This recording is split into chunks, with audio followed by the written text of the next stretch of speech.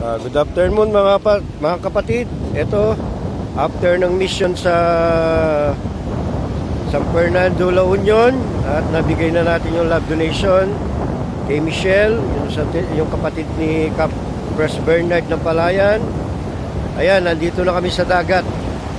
Ayan, ligo-ligo muna, relax muna ng konti bago umuwi. So ito yung dagat dito. Yan. Mga kap natin nandun, ayun yung cottage. Yun, nandun sila. Nandun sila.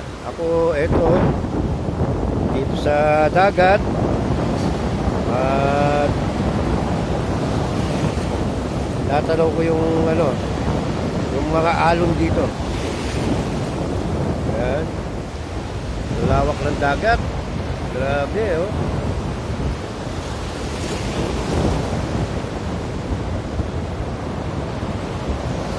Ayan na yung dagat. Ayan na yung alon. Malaking alon. So, yan. Dito muna kami sa dagat. At yung mga kap natin, ayun, kumakain sila. So, ganun talaga ang bibo.